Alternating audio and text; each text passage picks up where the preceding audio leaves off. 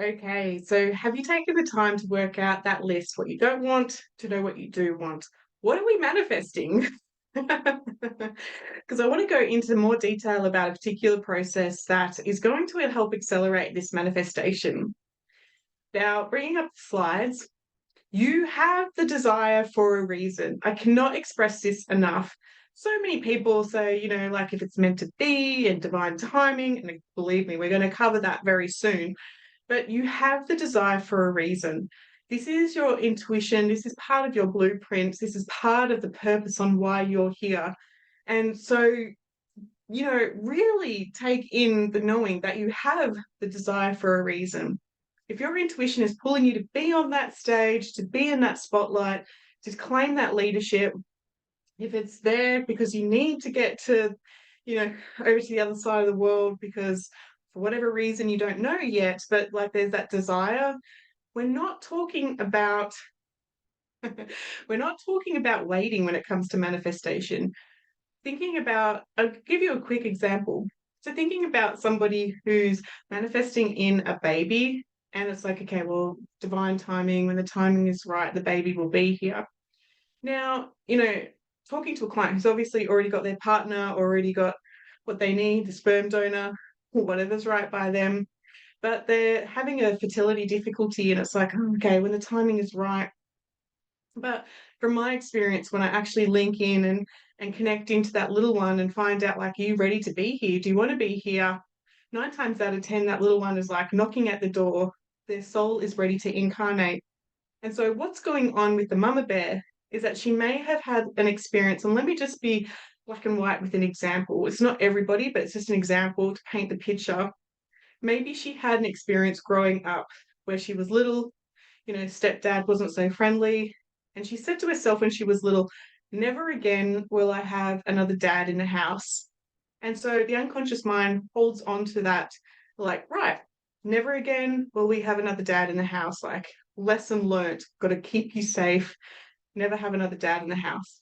And so fast forward 30 years, when she looks to her husband, her unconscious mind sees him as the future dad to her children and says, never again will we have another dad in the house. And it will flood the system with cortisol, creating a very hostile environment for that little one to come in.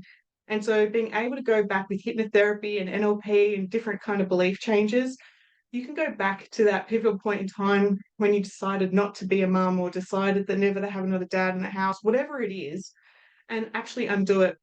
And, whether that takes 1 session, 3 sessions, there was a stage there where people were getting pregnant really quickly after having a session with me. After years of IVF and fertility troubles, it was like, yeah, let's get to the root cause of why your body is rejecting that. Because once we address the fear, like the fear of like what it means not to have that, and once we address the limiting beliefs, the body can come back into harmony, can come back into balance, and that little one can start to come in easily because there isn't this sort of static scarcity kind of energy going on. That's just one example, and I'm sure that we could expand that out to a variety of, well, what about this, Claire? What about that? I'm just painting a simple picture to better understand that you have the desire for a reason, and it is there, like your intuition pulling you to be up on that stage, to claim that spotlight, to get your voice being heard. And if you're not in that spot, there's something that's getting in the way of that. And we're going to get into more detail because once that fear is gone, your intuition will get you doing exactly what you're on this path to do. So, rant over from Claire. But so this is in your book. There's a particular list here of daily practices. You can add to this list, you can bend this list, you can make it your own. But these are the practices that you can do to increase that manifestation. So visualize your future dream as if it is here now. Visualize as if like that money is already in your account. There's contracts involved and we're going to buy that house or whatever it is. Visualize it as if it's here now. Like, yep, thank you, that $1 million in my account. Actively work towards your goals. Now, I've just thrown one out there, like we're manifesting in money, because, what does that give you? Give you a sense of security, gets to buy your house. Actively work towards your goals. So what can you do to start generating that kind of income. Accept trusted help to create your dream home. So many times, especially empaths, have difficulty receiving. They've trained as a young age to make it all about the other person. They're typically being brought up in a bit of a chaotic home and need to make sure you're okay and are you okay and you okay. And this energy actually is trained to put their energy out. And they will take on other people's toxic energy as well to make it easier for everybody else, right? So to actually accept help, to accept the support is such a foreign concept to empaths that it's like, oh, you might think that I'm weak or you might take advantage of me. So there may need to be some beliefs shifted on that to make it easier to receive. But if you're starting to put it out there that you want, similar to my story, I put it out there like, come on, guys, I'm desperate. Something needs to change. The police came in, and I had to trust that after that, that the wheels were in motion, the different services got involved to be able to create that dream of freedom for me and my daughters.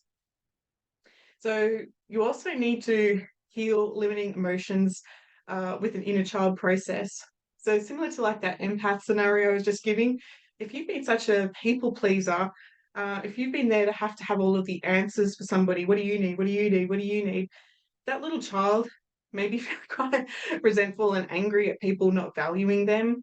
And so it's like, okay, little one, what is it that you need? And doing a whole process, whether you journal on it or write a forgiveness letter, whatever it is within these resources to go and give that little one a voice, because they're kind of frozen in time and they're holding you back by putting the foot on the brake saying like, wait, it's not safe to, it's not safe to receive or whatever it is for you. So that needs work. Prioritize yourself with self-care. As a fellow recovering perfectionist, as a fellow empath, what do you mean like prioritize self-care? Like if I'm working, I'm in self-care. I'm like all good. I'm putting things in place for my future. But prioritizing self-care lets the universe know that you are important, that your messages, your energy matters. And so if you are believing within yourself that you matter, that your health is important, then you will continue to attract in opportunities like that. For me, one of my self-care, and again, still recovering perfectionist here, one of my self-care rules is no laptop, no work after 9 o'clock at night. And there may be some coaches who say, well, what about 7 o'clock or 5 o'clock? But when I get to play in the energy with spirit and create visuals like this for you guys, like I get excited about it. So I need to prioritize my sleep. 9 o'clock, turn it down. But self-care for you, we're going to go into more detail about that. Maybe your time to walk in nature, maybe time to walk through an art gallery, maybe time to go for a drive and just breathe in the salt air at the beach. Who knows? It might be just like lighting a candle and just grabbing a coloring book and just like not doing anything important, just you being important. That experience gratitude and appreciation, or the word that you may hear me use is that awe, that mystical sense of awe in how Mother Nature provides such abundance for our surroundings. I play with semantics. I would lean more into playing with the appreciation than the gratitude. I believe that people will have a sense of gratitude. Let's say like a storm ran through the forest and you're like, where I live in the forest. So if a storm went through my forest, I'm so grateful that the roof is still over my head, versus going to an art gallery and being in that place of appreciation, or being out in the forest and like, wow, I really so appreciative to here to experience this amazing energy here. You could say, yeah, I'm still grateful to be here, but it kind of implies that you'd rather this than, getting away from some stress. So I always lean into appreciation, but whatever works for you, go for it. Okay, now daily practice, start looking out for signs such as numbers, feathers, synchronicities. Those, when the synchronicities start to happen, like you think of a friend and then they start to call, oh my gosh, this is such great, exciting energy to know that you're starting to raise your frequency, that you're now raising yourself out of the 3D heaviness and the ego doesn't have such a grip on you, and that you start to play with synchronicities, which means that when you put it out there, the synchronicities will start to when you put it out there on what you want, the synchronicities will start to show, doors will start to go, oh, what a synchronization there. And another daily practice there is to journal to explore what is possible. Now, I have dyslexia, so journaling is not one of my go-to ones, but I certainly will have a sketchbook and use all of the colors in the all of the colors in the pencil box to be able to explore what is possible. What does my dream kitchen look like? To explore what it looks like. I'm trying to think of other scenarios, but that's a recent one. And I will journal that way. I will explore my feelings about the type of environment that I want to live in. But some people may just want to journal as like, and to like, this happened to me today at school, this happened to me today at work, this brought up this feeling. Again, I would draw it, but totally up to you. Now, daily practice is to play and have more fun. I was recording some content for my business and it just wasn't working. I was just building into more frustration, and my camera and the lights, everything was just a mess. And I was like, right, this is not going to be this. I can keep pushing through this hard work and to get that result of the content created, but that's not what I want to put out there. Absolutely not. So when I noticed myself sort of getting white knuckled, it was time to draw a line, call a friend, go for a I don't know, go for, I think we had dessert for lunch that day, just have fun and to reset the energy, like, yeah, play and have fun. So whether you're super stressed and you need to put more fun into your diary, or you just create more fun in everything that you do, it's important with manifesting. And then the last one there is to make room for what's to come. A silly little thing there, I was manifesting in my dream car, and I actually took action and, went out and bought that one. And I looked at my new home and I went, oh my gosh, I don't actually have a garage, a carport, this new car. So I had to actually make room for what's to come. I had to go get a carport built. And eventually I'll get walls put on it. But for now, that's doing its job to protect that car. So make room for what's to come. Manifesting a baby, then fantastic. Make room for that. What type of car do you need? What house do you need? What do you know what I mean? Like manifesting in the new career, the new job, the new money, like, okay, make room for that to come. How will that fit into your world? So now as you're manifesting, I want you to repeat, how can it get any better? Now, I don't so much believe in affirmations unless you're doing the work, and I'm going to go into that later. But how can it get any better? It's a phenomenal fun one here, because if you were stressed, like the content I was creating wasn't working, I said to myself, okay, how can it get any better? And there was that invitation to go do something that lifted my energy. How can it get better? It lifted my energy. And then I would, when, picking up my new car, I was there saying, okay, how can it get any better? I was like, woohoo, okay, we got this car. Maybe next time it will be better. Maybe this one will come with a lot of bonuses. Do you know what I mean? Like, it's an invitation to the universe to how can it get better? Whether you're in a place of not niceness, how can it get better? And if you're reaching the top, how can it get better? Again, it's a lot of fun. Now, the universe is inclusive. What does this mean? You can manifest in financial abundance by manifesting questions such as, what will it take for me to have plenty of money? And this affirmation is an open-ended question. So it's not so much an affirmation, but an invitation to take the pressure off your logical mind and start to invite the universe and give the universe permission to bring in those opportunities. So instead of you working out the how, it's putting that invitation out to the universe, similar to how can it get any better? But the other invitation there is, what will it take for me to have plenty of money? And start to reaffirm, to invite that scenario in. Make sure that you do take inspired actions towards this step, because I've had a few clients who repeat this affirmation and then this new job offer comes in and they don't really say yes to it because there's uncertainty and blah, blah, blah, blah, blah. And it's like, you invited in that, if there's uncertainty, we need to go in and clear it and explore what's the uncertainty. Why is there stress with this? Because the job came doesn't mean it's a yes. but it does mean taking steps to understand what are the opportunities that are available. Now, all right, so let's talk about the vision wall. Oh no, so many people are a little bit skeptic about the vision board, but I take a different angle. I actually have a lot of different vision walls. So thinking about that dream manifestation, what would you have for you, your family, your career, your health? There's a plethora of different pictures that you could put on that vision wall.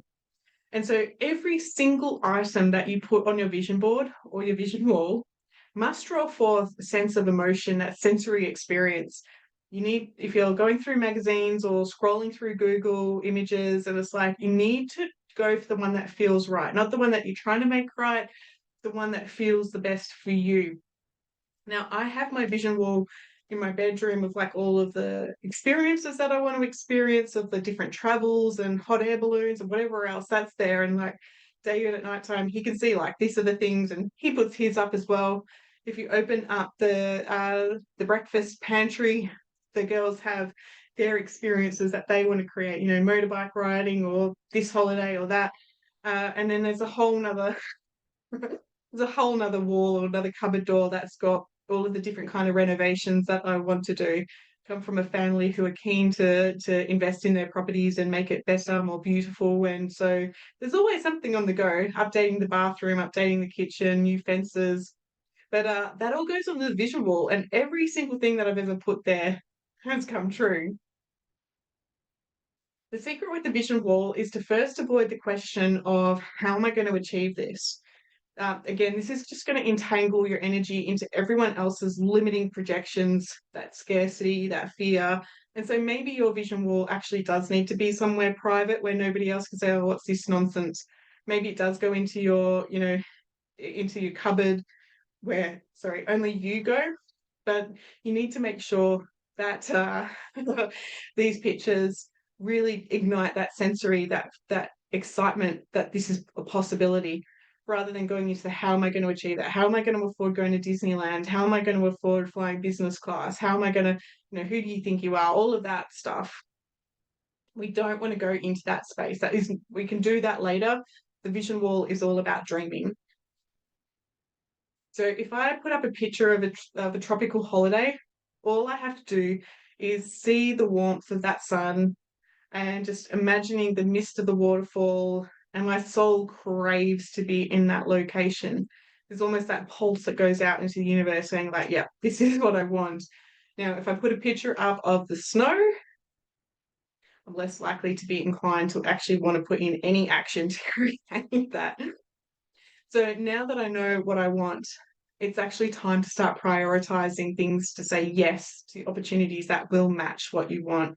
So this is like knowing your values. This is like, yes, actually, like David, I really do want to go back to Hawaii, or yes, I really do want to go to Fiji. And so it's no surprise to him that when he lists out cold places, I'm just going to say no. But so we don't get entangled in an argument when he says, like, where do you want to go on a holiday? What about this place? Is like, no, this is what's important to me. And of course, we may compromise and go to his cold locations, but I think the coldest place he wants to go to is Ireland. Off topic. So now that you've invited in what you want, triggers and the old programming are likely to come to the surface that have stopped you from having what you want. And again, this could be the like Disneyland, I can't afford it, time off work, all of that. All of those old limiting narratives are going to come up. And I want you to recognize where they have come from. That's when that inner work needs to be done, because that's that resistance that stops you having what you want. So the vision wall, everything can come true, but it's about recognizing what is the limitation that has held you back from creating that. I know that when I think about going to Disneyland, while it's always been a dream of mine, why is it not happening? Because I got probably old programming there that says being on the plane that long, or something going on. So it's not a priority for me. And if it was a priority, if like one of my children said like, come on, it's happening, I would still have to go in and clear that. My daughter recently wanted to move schools, and I couldn't work out what my resistance was, because the school she wanted to go to was an all girls school, really beautiful, really good reputation. Why was I holding back on that? And I discovered that I was holding back because I had this weird old limiting belief from my grandparents about the importance of commitment and loyalty and showing up when you say you will be there. And so I recognized I had to go and shift that limiting belief about the commitment to loyalty to what's not working. It's like this school is not working for my daughter. And it was a bit of a wake up call to go and do the inner work so that she could then manifest in her heart's desire. So I hope that makes sense because the vision wall, while so many people can be skeptic about, the wishy-washy side of things, I have seen people create vision walls where like amazing things have come true. I've worked with people who are fashion designers and they want to get that front page on the magazine. They want to be featured. And so they'll create that. They'll create what it could look like with their garment, their piece on the front cover of a particular magazine. And that's on their vision wall. Or I've had people who want to go on a particular cruise and they've taken a picture of a cruise ship and put themselves on the cruise with the captain, fireworks in the background, whatever's right for you. The more that you can sort of put yourself in that image, the better. Your unconscious mind will see that and it will become familiar with that's what you want, and it will start to draw in more opportunities for you to have that. So the vision wall is a fun experience to create for yourself. All right, guys, I hope that helps, and I will talk to you later.